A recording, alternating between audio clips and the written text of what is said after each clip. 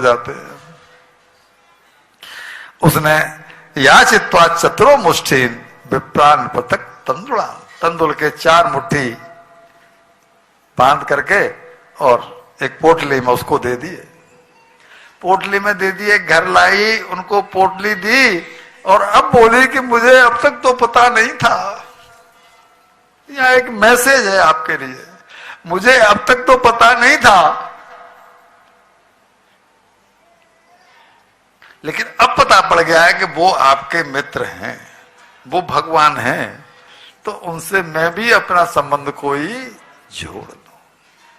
मैं परसों कहा था, मैंने शायद पिछले दिन भी कहा था कि जब तक ईश्वर से हम कोई संबंध नहीं जोड़ेंगे तब तक ईश्वर हमें क्यों याद करेगा, उसकी क्या गरज पड़ी है। आपकी कोई ननद है तभी तो याद करेगी, कोई ननद ही नहीं हो तो क्यों याद, कहां हो, क्या हो। आपकी कोई भाभी है तभी तो याद करेगी।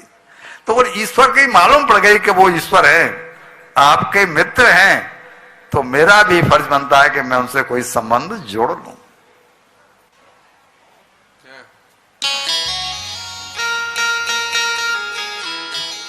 तो उनको संबंध जोड़ा। पहले आप बड़े हैं, वो छोटे हैं, तो उनको अपना देवर बनाया और देवर बना करके उनके नाम एक पत्र लिखा भगवान कृष्ण के नाम, और फिर पत्र में जो भाव लिखने थे वो लिख करके दिया सुदामा जी को कि अगर उनको मेरा संबंध स्वीकार हो, कौन सा, देवर भाभी का, अगर संबंध स्वीकार हो तो जब वापस आए तो उनका जवाब भी लेते आना, जवाब भी लेकर के अवश्य आना, क्योंकि मुझे भी तो मालूम पड़े कि उन्होंने मेरा संबंध स्वीकार कर। सुदामा जी बड़ी तैयारी के साथ में, बड़े आनंद के साथ में चले। क्यों कि आज मुझे कृष्ण दर्शन का लाभ मिलने वाला है। इससे बढ़िया कौन सा लाभ हो सकता है कि कृष्ण दर्शन आज मुझे होने वाले हैं। पोटली बगल में दवाई और पोटली बगल में दबा करके चावलों की चल पड़े द्वारका की ओर। ये चले, थोड़े ही आगे चले थे, एक तो 3 दिनों के भूखे, शरीर जर्जर, और थोड़े ही आगे चले तो मालूम पड़ा कि एक वो नदी आ गई, गोमती नदी। अब गोमती नदी को कैसे पार कर रहे हैं, जेब में पैसे नहीं है, शरीर में ताकत नहीं है, और सामने गोमती नदी है।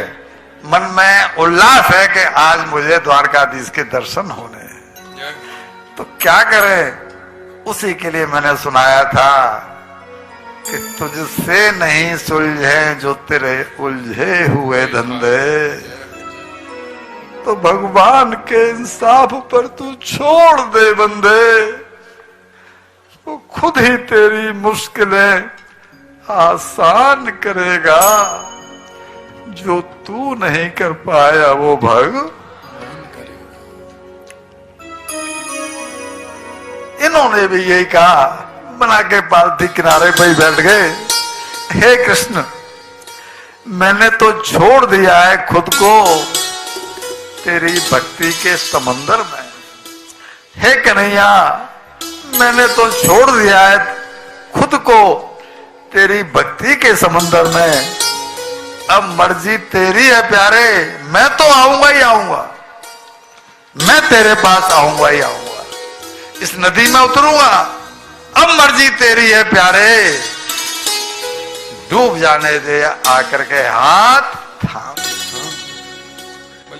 और आर्त पुकार करते हुए जैसे ही नदी में उतरने को हुए, भगवान के कानों से आर्त पुकार टकराई। अरे बाबा, जो सुनाया था, जब आवाज को पेट में गर्भ में बच्चा सुनता है तो क्या भगवान जो ब्रह्म है वो क्या हमारी आवाज को नहीं सुनेगा? लेकिन आवाज स्वच्छ मन से निकले तब तो, आवाज अंदर से निकले तब तो। हमारा मन इतना मैला है, पोषे इतने मैले हैं, जब अंदर से आवाज ही स्वच्छता से नहीं निकल रही तो भगवान का सिंहासन हिलेगा कैसे? भगवान को आर्त पुकार सुनाई देगी कैसे? वो जो पुकार है वो तो जिब्या की पुकार हुई, वो आर्त पुकार होगी कैसे? उसको आर्त पुकार की मान्यता कैसे मिलेगी? और जो भगवान का सिंहासन हिलने लगा, भगवान ने मल्लाह का वेश बनाया और एक नाव लेकर के भागे। मल्लाह का वेश बनाया और नाव लेकर के भागे। भैया जी, बहनों, बहुओं, बेटियों, जरूरी नहीं कि खेत में बोए हुए सभी बीज अंकुरित हों। कोई जरूरी नहीं है। किसान डालता है, सारे बीज अंकुरित नहीं होते। जरूरी नहीं कि खेत में बोए हुए सभी बीज अंकुरित हों, लेकिन सत्कर्मों का एक भी बीज व्यर्थ नहीं जाता। सत्कर्म होना चाहिए, सत्कर्म का एक भी बीज व्यर्थ नहीं जा सकता। और भगवान नाव लेकर के आए और आकर के बड़े मधुर स्वर में बोले, विप्रदेव क्या करते हो? अरे भाई, मुझे द्वारका जाना है। लेकिन करते क्या हो? ये तो नदी बहुत गहरी है। भाई क्या करूं, मुझे कृष्ण दर्शन करना है।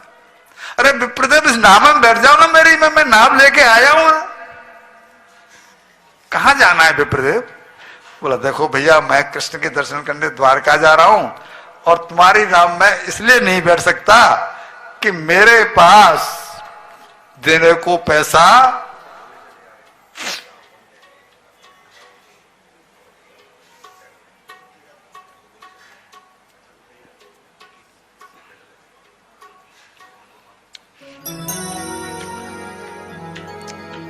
मेरे पास पैसा नहीं है, मेरे पास पैसा नहीं है और बिना पैसे के मैं तुम्हारी नाम में बैठूं कैसे? तब बोले, विप्रदेव, पैसा नहीं है, कुछ तो होगा, तुम्हारे पास कुछ तो होगा। बोला, हां, एक चीज है। क्या? मेरी दरिद्रता। दरिद्रता लोगे?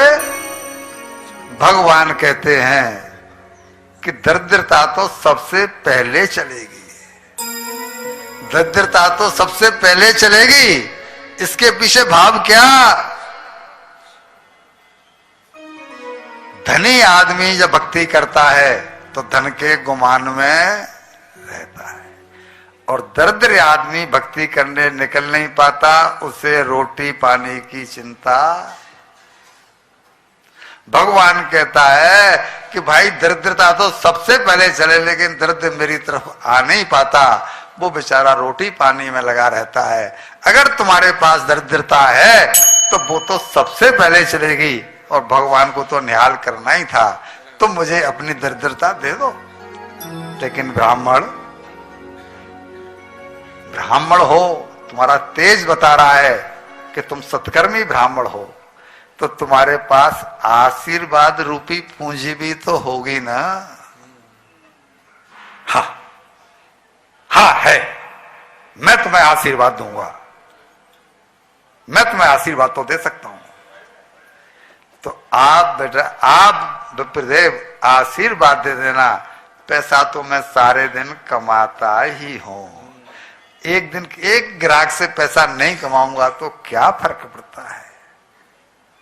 प्रसन्न हो गए, उसकी नाव में बैठे और नाव में बैठ करके ठाकुर जी मस्ती में गाते जा रहे हैं कि जग नैया हमार, कि जग नैया हमार, और नैया में हम हैं और हम में संसार। जग नैया हमार, नैया में हम हैं और हम में संसार। जग नैया